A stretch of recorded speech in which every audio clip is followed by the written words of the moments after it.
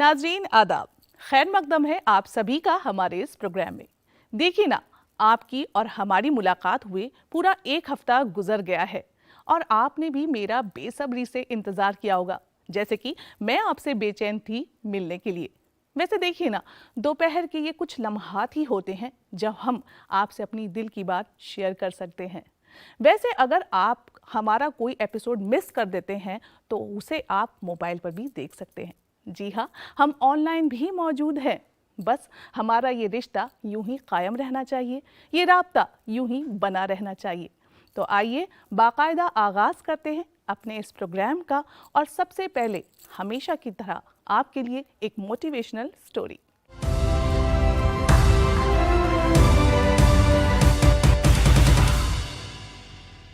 क्या खूब कहा है जिगर मुरादाबादी ने, हमको मिटा सके ये जमाने में दम नहीं, हमसे जमाना खुद है, जमाने से हम नहीं।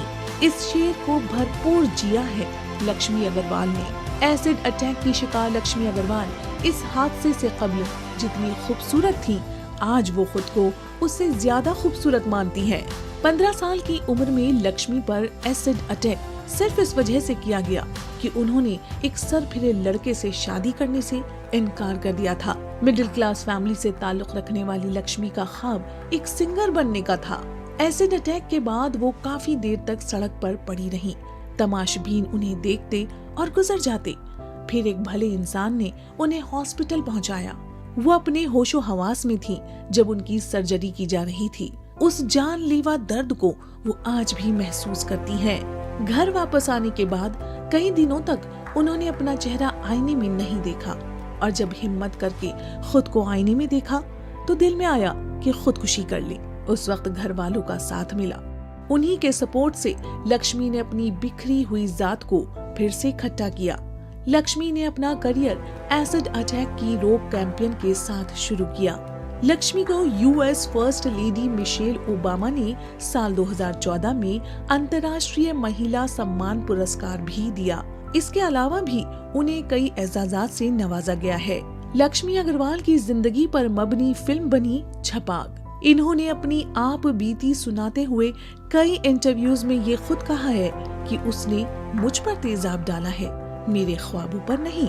लक्ष्मी ने ये साबित किया है कि जिंदगी की नाव हौसलों से पार लगाई जाती है। जिस्म की मजबूरी या खूबसूरती का ताल्लुक एक कामयाब और खुशगवार जिंदगी से कतई नहीं है। नाजरीन, वाकई इनकी स्टोरी को देखकर हमें ऐसा लगता है कि जिंदगी में सेल्फ कॉन्फिडेंस और हिम्मत बेहद जरूरी है। देखिए ना, छोटी छोटी बातों से अक्सर हम इतने मायूस हो जाते हैं, लेकिन अगर जिंदगी में इतना बड़ा हादसा पेश आ जाए तो उससे कैसे डील किया जाए, इस बात का सबक हमें इनसे लेना चाहिए। तो नाज़रीन, चलिए अपने सफ़र को आगे बढ़ाते हैं। वैसे मान लीजिए हमारे पास एक बड़ा सा गार्डन है, तो जाहिर है कि हम अपने पसंद के पेड़ पौधे वहाँ लगा सकते हैं।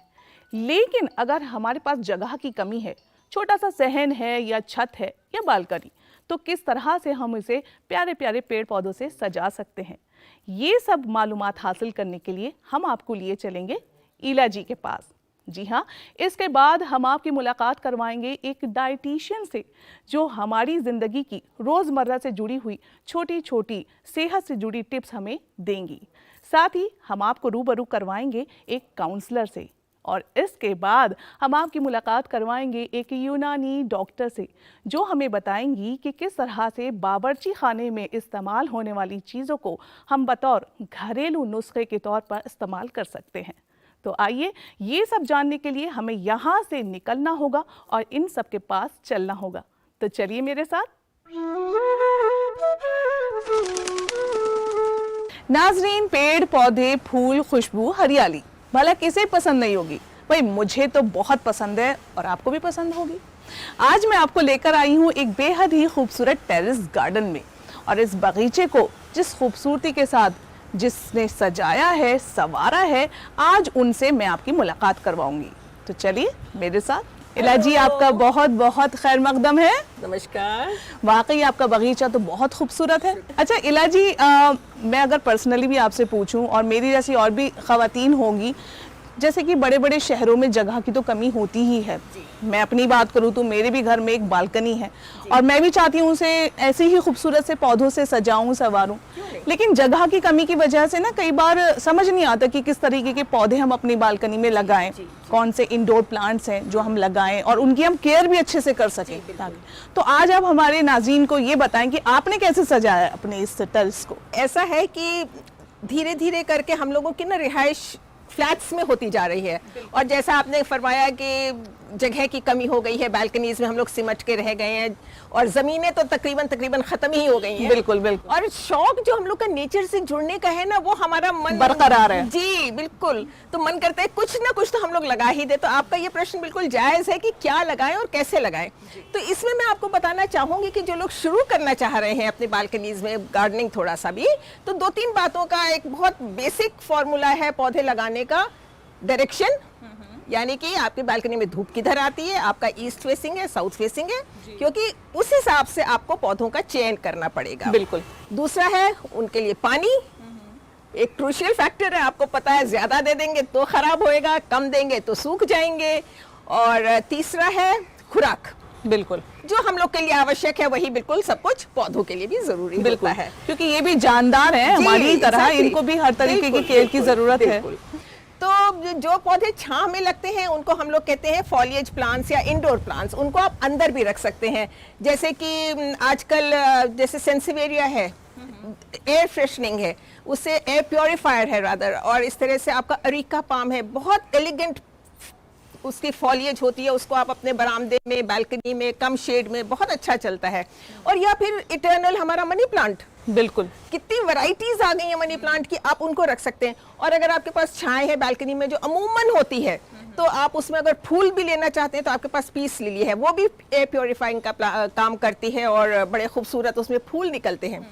कुछ नहीं है मैम, तो आप इस तरह से ना हैंगिंग बास्केट्स लगा सकते हैं, आप अपनी एयर स्पेस का यूज कर सकते हैं। बिल्कुल बिल्कुल। तो आप खूबसूरत हैंगिंग बास्केट्स लगा सकते हैं। जी, जगह की कमी की वजह से अगर हम ऐसे भी मतलब इसे अच्छे से सजा सकते हैं। जी, और हैंगिंग बास्केट्स में आप सब्जियां भी लगा सकते हैं। और मैं तो रिकमेंड करूंगी कि जिस तरह का आजकल माहौल चल रहा है, तो आप सब्जियों पर अगर आप एम्फेसिस करें तो बहुत अच्छा होगा। अच्छा इला जी, एक बात आपसे और जाननी है कि अक्सर ऐसा होता है कि हमारे घर में कोई चूने की बाल्टी खाली हुई है या कोई पॉट पड़ा हुआ है, वेस्ट है, तो हम क्या करते हैं, उसमें मिट्टी डालते हैं और उसमें पौधा लगा लेते हैं। तो ये कहाँ तक सही है? क्या ऐसा हम कर सकते हैं या फिर वो पौधा फलेगा फूलेगा नहीं अगर हम ये काम करते हैं? एक मैं आपको बात बताऊं, ये बहुत अच्छा आपने प्रश्न पूछा कि किसी भी कंटेनर को हम लोग यूज कर सकते हैं, क्यों नहीं। हर चीज का आजकल रिसाइकिल करने का जमाना भी आ गया है, तो हर चीज को हम लोग को रीयूज करना चाहिए, फेंकना नहीं चाहिए। लेकिन जो आपने कहा ना कि मिट्टी डालते हैं और लगा देते हैं, यहाँ पे थोड़ी सी गलती हो जाती है कि हम लोगों को उसमें सुराख कर लेना चाहिए। अच्छा, सुराख नहीं करेंगे तो जो आप पानी डालेंगे ना, तो वो उसी में सेटल होता रहेगा और आपकी जो सॉइल है, मिट्टी है, वो हर समय गीली बनी रहेगी। और कई पौधों को इतनी गीली मिट्टी पसंद नहीं आती है, तो वो खराब हो जाएंगे, उनकी जड़ें जो हैं वो सड़ जाएंगी। तो सुराख का होना बहुत जरूरी है और फिर सुराख को कवर करना बहुत जरूरी है। अच्छा। तो ये जो गमले होते हैं छोटे वाले मिट्टी के, इनकी जो टूट जाते हैं बहुत गमले, तो उनकी ठीकरी हम लोग बना लेते हैं, उसको सुराखों के ऊपर रख के उसको कवर कर लेना चाहिए। और उसके ऊपर जैसी पौधे की रिक्वायरमेंट है, एक्चुअली तो जैसी पौधे की रिक्वायरमेंट है वैसी ही उसको मिट्टी देनी चाहिए। तो इसमें मैं हमेशा आपको रिकमेंड ये करूंगी कि आप जो लोकल चीजें हैं उनको लगाएं, तो आपके बहुत फले फूलेंगे, क्योंकि उनको उस वातावरण में रहने की आदत होगी। एग्जैक्टली। अच्छा, ऐसा भी होता है कई बार कि हमारे पास टाइम की कमी होती है, तो हमने क्या करा, जैसे मैं ही हूँ, अगर मुझे ऑफिस जाना है तो जल्दी जल्दी मैं अपने गमलों में पानी डालूंगी और निकल जाऊंगी। तो सिर्फ इतना ही काफ़ी है या फिर अच्छी खाद भी हमें उसे देनी है, उसकी कटिंग करनी है? तो मतलब क्या और हम इसमें वो कर सकते हैं कि उसकी केयर ज़्यादा अच्छे तरीके से हो सके? ऐसा है जैसे आपने कहा कि जैसे हम लोगों को किन्हीं चीज़ों की ज़रूरत पड़ती है, ऐसे ही पौधे भी लाइव हैं तो उनको भी ज़रूरत पड़ती है। तो हम लोग जैसे अपने को संवारने निखारने के लिए अपने बाल ट्रिम करते हैं, नाखूनों को शेप देते हैं और अच्छी हेल्दी खुराक लेते हैं, सेम विद द प्लांट्स, उनको भी ट्रिमिंग आप नहीं करेंगे, बेतरतीब बढ़ेंगे तो घर में एक जंगल का सा एटमॉस्फेयर हो जाएगा, वो भी अपनी अपनी रुचि है, अच्छा लग सकता है। तो अगर आप सब्जी लेना चाहते हैं, अच्छे फूल लेना चाहते हैं, तो आपको खुराक तो देनी ही पड़ेगी। बिल्कुल बिल्कुल। तो नाज़रीन, ये आपको पता चल ही गया होगा कि कैसे हम अपनी छोटी सी जगह को, चाहे वो बालकनी है, चाहे हमारा टेरेस है, उसे खूबसूरत पेड़ पौधों से सजा सकते हैं, संवार सकते हैं। अभी के लिए सिर्फ इतना ही, लेकिन अगली मर्तबा फिर से हम इला जी को ज़हमत देंगे और दोबारा इनके पास आएंगे, कुछ और मालूमात इनसे हासिल करेंगे खूबसूरत पेड़ पौधों के बारे में। तो नाज़रीन, एक मर्तबा फिर हम आ पहुँचे हैं रितिका जी के पास, जो कि एक डाइटिशियन है। आइए उनसे मालूमात हासिल करते हैं जो बेहद अहम है हम ख़वातीन के लिए। रितिका जी, आपका एक मर्तबा फिर से खैर मकदम है हमारे प्रोग्राम में। पिछली दफ़ा आपने हमें बताया था कि जो प्रेग्नेंट वुमेंस हैं उनको क्या डाइट लेनी चाहिए। इस बार आप हमें ये बताएं, अब शुरू होता है बच्चों का दौर, ठीक है, और आजकल के बच्चे आप जानती हैं कि खाने में कितनी आनाकानी करती हैं। ख़ास तौर से माएँ बड़ी परेशान रहती हैं कि बच्चों को क्या खिलाएं जो उनके लिए सेहतमंद भी हो। तो ये बताएं कि क्या खिलाया जाए वो जो उन्हें मतलब टेस्टी भी लगे और उनकी सेहत के लिहाज से भी अच्छा हो। तो सबसे पहले तो मैं ये कहूँगी कि जनरली एज मदर्स हम लोग हमेशा बहुत एक गिल्ट कॉन्शियस में रहते हैं कि शायद हम अपने बच्चे को ठीक तरह से फीड नहीं कर रहे हैं। So during my entire 25 years of service मेरे पास जब भी कोई मदर आती है, द फर्स्ट क्वेश्चन इज मेरा बच्चा खा नहीं रहा है। तो सबसे पहले तो मैं ये कहूँगी कि जब तक आपका बच्चा अच्छी तरह खेल कूद रहा है, उसको बीमारी नहीं हो रही है, वो स्कूल जा रहा है, मन लगा के पढ़ रहा है, आप एब्सोल्युटली श्योर रहिए कि आपका बच्चे को आप अच्छी तरह फीड कर रहे हैं और वो एकदम ठीक है। But yes, coming to the other question कि आजकल के ज़माने में, क्योंकि आजकल हम इतने ज़्यादा एक्सपोज्ड हो गए हैं, चाहे वो मीडिया हो, चाहे वो न्यूज़पेपर हो, चाहे इवन आप अगर शॉपिंग कॉम्प्लेक्स में जाएं, there is so much of junk food available कि हाँ, हमें ज़रूरत है थोड़ी इन्फॉर्मेशन की कि हम बच्चे को क्या खिलाएं, उनके लिए क्या ठीक है और क्या ठीक नहीं है। तो सबसे पहली चीज़ एज अ मदर जो आपको बहुत ध्यान रखना है वो है कि आपका बच्चा सुबह उठ के नाश्ता करे। The first important meal of the day is the breakfast. और आम तौर पे ये देखा गया है, because as parents we are very rushed, बच्चा देर से उठता है, स्कूल के लिए रश्ड है, तो जनरली वो नाश्ता करना भूल जाता है।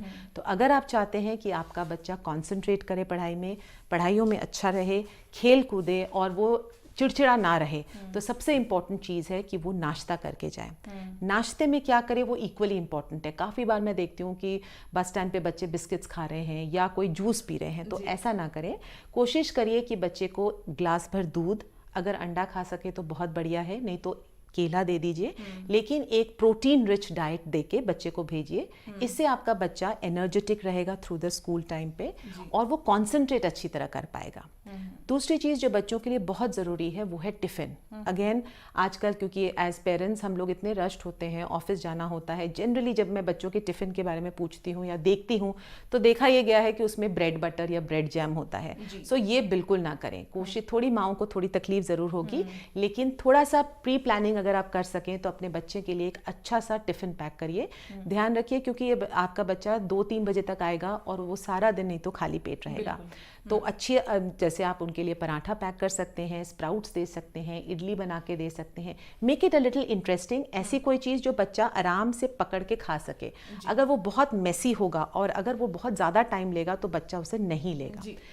जब वो घर आता है, बहुत इंपॉर्टेंट है कि वो ऑब्वियसली तब उसे बहुत भूख लगती है, तो एक भरपेट खाना हो, उसे वो मिस ना करे। And again the next meal जिसे हम जनरली भूल जाते हैं वो है आपका इवनिंग टाइम। इवनिंग टाइम पे अगेन बिकॉज बच्चे की रिक्वायरमेंट ज़्यादा है, तो वो एक अनदर मील टाइम होना चाहिए बच्चों के लिए। तो again as parents, as mothers, हमें ये कोशिश करनी है कि उस टाइम पे हम बच्चों के लिए कुछ इंटरेस्टिंग सा बनाएं। चाहे वो मिल्क शेक हो जाए, चाहे वो चीला बन सकता है, चाहे कोई इंटरेस्टिंग पकौड़े बन सकते हैं, लेकिन बच्चे को उस टाइम पे थोड़ा सा स्नैक देना बहुत ज़रूरी है। And of course the last meal of the day जिसे हम डिनर कहते हैं, जनरली वो एक फैमिली फैमिली टेबल पे बैठ के खाती है, वो बहुत ज़रूरी है क्योंकि उस दैट इज़ द टाइम जब आप अपने बच्चों के साथ बातें करते हैं, सारे दिन की जो घटनाएं हैं वो आप डिस्कस कर रहे हैं। लेकिन 2-3 चीज़ों का ध्यान रखना बहुत ज़रूरी है कि ये जो मील हो बहुत हैवी ना हो, मतलब सब कुछ उसमें ना हो, बिकॉज इसके बाद बच्चे ने सोना है और अगले दिन अगेन उसकी नेक्स्ट डे शुरू होने वाली है। तो एक तो ये मील थोड़ा सा जल्दी हो सो दैट बच्चा can digest the food whatever you given it to him. Second, ये एक बैलेंस्ड खाना हो जिसमें रोटी भी हो, दाल भी हो, अगर आप सब्जियां खाते हैं तो सब्जी ज़रूर हो।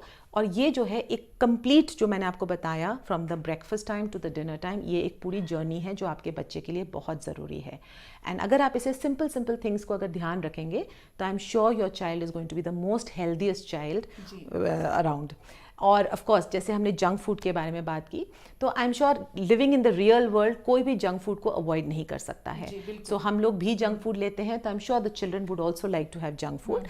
लेकिन हाँ, उसे आपको ये ज़रूर पता होना चाहिए कि जंक फूड के बारे में जब हम बात करते हैं तो वो अनहेल्दी है, क्योंकि उसमें नमक, चीनी और तेल, एंड इनफैक्ट आजकल FSSAI ने एक दौर शुरू किया है जिसे हम कहते हैं आज से थोड़ा कम, चीनी, नमक और तेल। तो जब हम जंक फूड के बारे में कहते हैं, यही 3 चीज़ उसमें भरपेट होता है। तो अगर आप इसे क्वांटिटी में कम कर दीजिए या फ्रीक्वेंसी में कम कर दीजिए, उससे भी काफ़ी फ़ायदा होगा। तो अगर आप हफ्ते 10 दिन में एक बार अपने बच्चे को अलाउ करते हैं जंक फूड में, हमें कोई दिक्कत नहीं है। एंड सिमिलरली जब आप बाहर खाते हैं तो जो क्वांटिटी आप जो ऑर्डर कर रहे हैं उसे थोड़ा कम कर दीजिए। इस तरह से आप जो है जंक फूड भी बच्चे को दे रहे हैं जो बच्चे को बहुत पसंद है, but at the same time आप उसकी क्योंकि क्वांटिटी रिस्ट्रिक्ट कर रही हैं, तो वो उसके जो इफेक्ट कर रहा है उसके हेल्थ में, वो कम कर रहा है। जी, बहुत बहुत शुक्रिया रितिका जी। और आपने जो फरमाया है उसे देखकर तो मैं यही कहूँगी कि सारी खुदाई एक तरफ और बच्चों की सेहत, उनका खान पान एक तरफ। और हम लोग काफ़ी बिजी रहते हैं, लेकिन थोड़ा सा टाइम हमें अपने बच्चों को देना चाहिए कि उनका वो क्या खा रहे हैं, क्या नहीं खा रहे हैं, उनकी सेहत पर ज़रूरी है वो भी देना बहुत ज़रूरी है। जी, बहुत बहुत शुक्रिया आपका। नाजरीन, हमें उम्मीद है ख़ासतौर से वो ख़वातीन जो अपने बच्चों के खाने पीने को लेकर काफ़ी कॉन्शियस और परेशान रहती हैं, आज रितिका जी ने जो टिप्स दी हैं उससे वो ज़रूर फैज़याब होंगी। आदाब अनीता जी, कैसी हैं आप? आदाब, मैं बिल्कुल सही हूँ, बहुत अच्छा लग रहा है आपसे मिलके। हम पहले भी आपसे मिल चुके हैं, अपनी कुछ प्रॉब्लम हमने डिस्कस की थी आपसे, एक बार फिर आपसे मुखातिब हैं। एक बहुत ही जनरल सी प्रॉब्लम हो गई है अनीता जी आजकल।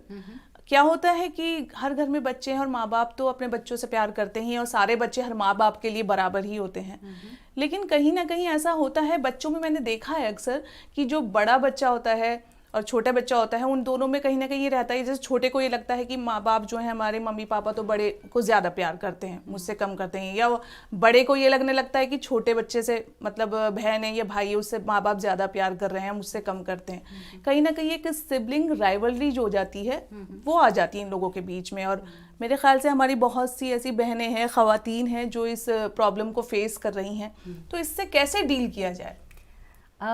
ये बिल्कुल इम्पॉर्टेंट हो जाता है कि जैसे एक घर में 2 बच्चे हैं, तो अब दोनों की पर्सनालिटीज़ बिल्कुल अलग होती है ना, और दोनों के एक्सपीरियंसेस भी अलग हैं, दोनों के इंटरेस्ट अलग होते हैं। तो अक्सर ये होता है कि जब दूसरा बच्चा आता है तो बड़ा जो बच्चा होता है उसको लगता है कि मेरी जो एक जगह थी घर में वो कम हो गई है, कम हो गई, वो मेरा स्पेस जो है वो शेयर हो गया, माँ बाप का प्यार बंट गया है।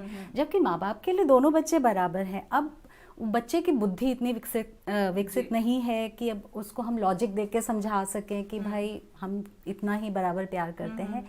बच्चों को फीलिंग्स के साथ समझ में आता है। तो जैसे हम बच्चे की आइडेंटिटी के साथ उसके भाई या बहन को भी इंक्लूड करना शुरू कर देंगे, कि जैसे अगर बड़ा बच्चा है तो उसको छोटे बच्चे के कामों में इन्वॉल्व करना और इंक्लूड करना, और ऐसे ही छोटे बच्चे को बड़े भाई या बहन के पर्सनालिटी, उसके लाइफस्टाइल और उसके एक्सपीरियंसेस में इन्वॉल्व करना, वो माँ बाप का एक इम्पॉर्टेंट काम बन जाता है कि कैसे वो उन दोनों के बीच में वो बॉन्डिंग एस्टैब्लिश करने में हेल्प कर पाएँ, एक बैलेंस बनाने में हेल्प ताकि कर उनके सकते कॉमन हैं। इंटरेस्ट आए, वो एक दूसरे की लाइफ में इंटरेस्ट लें, उनको वो अपना ही हिस्सा लगे, ना कि ऐसे कि इसकी वजह से मेरा जो वर्चस्व है, जो मेरी इम्पोर्टेंस है वो कम हो गई है, या मेरे माँ बाप मुझको कम अटेंशन दे रहे हैं। तो माँ बाप इस चीज़ को बहुत टैक्टफुली अगर हैंडल करें तो उनकी बहुत सारी जो रिस्पॉन्सिबिलिटी है वो बड़ा बच्चा शेयर कर लेता है। अनीता जी, अक्सर ये भी देखा गया है कि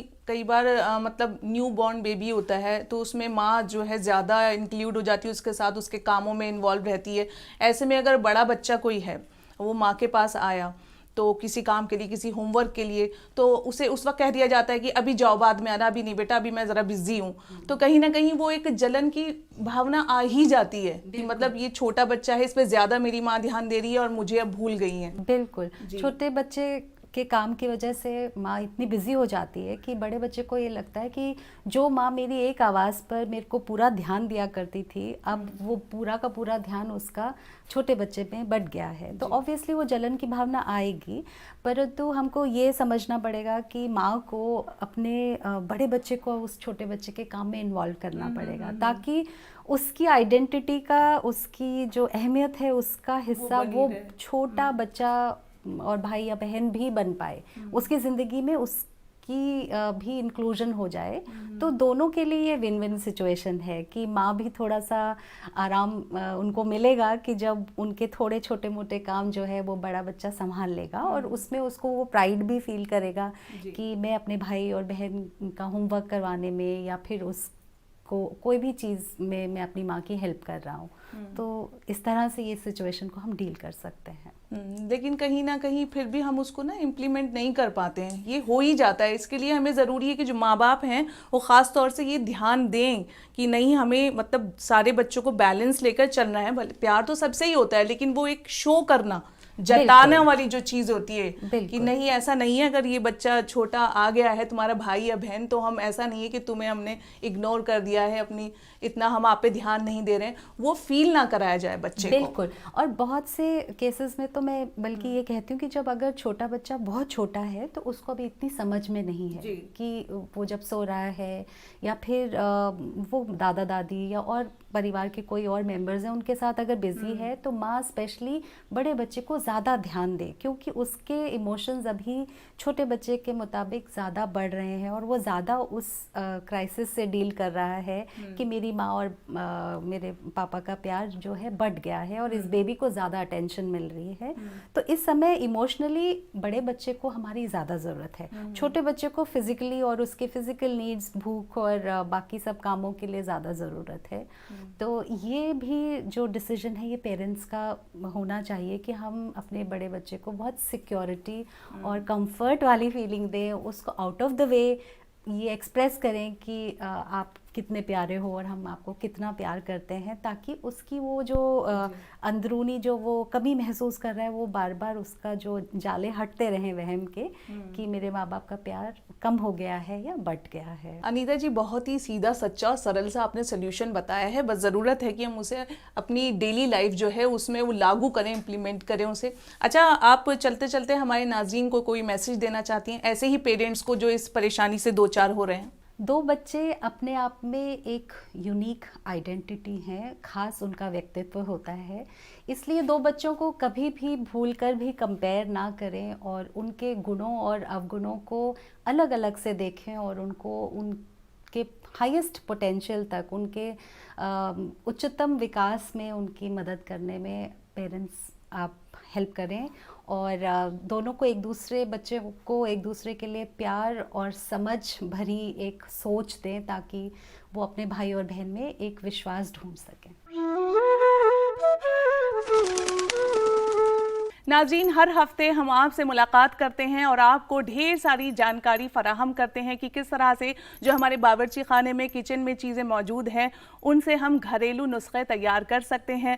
और ये सभी जानकारी हमें फराहम करती हैं हमारी बेहद स्पेशल डॉक्टर मुजम्मिल रहमान। आपका एक बार फिर से खैर मकदम है हमारे इस प्रोग्राम में। बहुत बहुत शुक्रिया आपका। आपने हमें पिछले एपिसोड में भी काफ़ी जानकारी दी है हमारे नाज़रीन को। आज हम जिक्र करेंगे कलौंजी का। तो ये बताइए कि कलौंजी किस तरह से मेडिकल पॉइंट ऑफ व्यू से हमारे लिए कारगर है? कलौंजी के तो बेशुमार फ़ायदे हैं, बेशुमार इस्तेमाल हैं।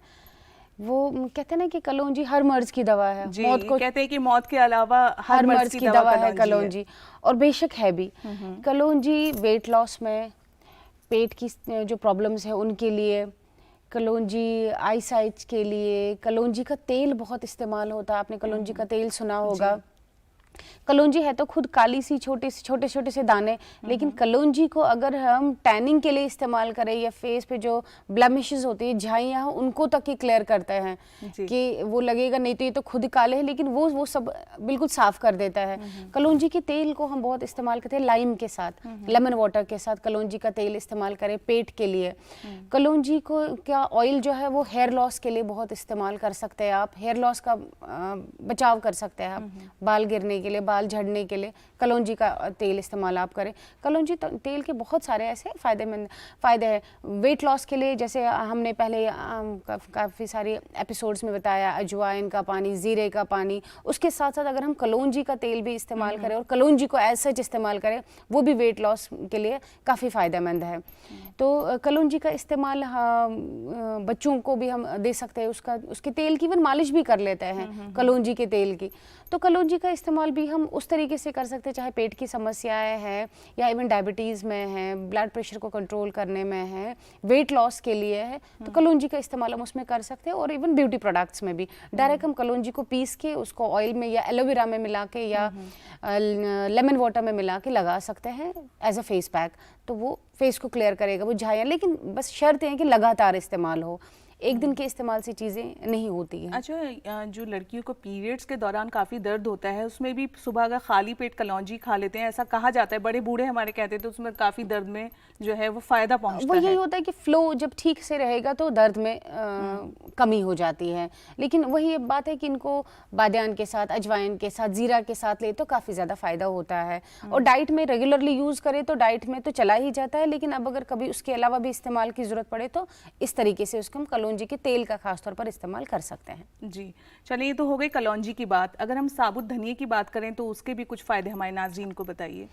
धनिया आप देखिए, खाने में आप सब्जी लेने जाते हैं तो उसके ऊपर आपको धनिया मिल ही जाता है। तो धनिया तो एक सब्जी की एक शान है। अगर मैं बात करूं, जो धनिया, साबुत धनिया होता है किचन में, मसाले में, उस धनिया के फायदे, उस धनिया की मैं यही बात आपको कह रही हूँ कि आप वो सीड्स की बात कर रही है कि अगर हम उसको इस्तेमाल करते हैं, मसाले जात जो भी हैं हमारे खाने में, उनका कहीं ना कहीं ताल्लुक हमारे पेट से ही है, क्योंकि हम उनको खा रहे हैं। मैंने आपको पिछले एपिसोड्स में भी कई बार इस बात पे मैं जोर दे रही हूँ कि हमारे जो खाने का कॉम्बिनेशन ही ऐसा है कि अगर एक खाने से हमारी कोई चीज़ बढ़ती है तो दूसरी उसके साथ हम इसलिए इस्तेमाल करें कि उसको कंट्रोल कर लेती है। कि अगर हमने खाना खा लिया उसकी वजह से हमारा कोलेस्ट्रॉल बढ़ने का अंदेशा है, लेकिन हमने यहाँ से अगर धनिया लिया या और जो मसाले जात लिए, वो उनको कंट्रोल कर लेती है।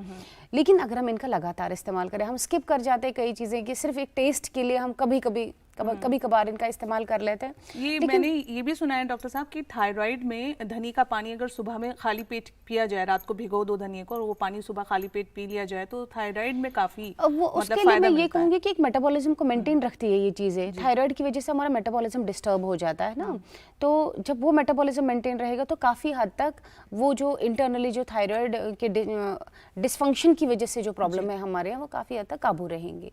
तो इनका इस्तेमाल हम कर सकते हैं इन चीज़ों के लिए। तो बहुत बहुत शुक्रिया आपका डॉक्टर साहिबा।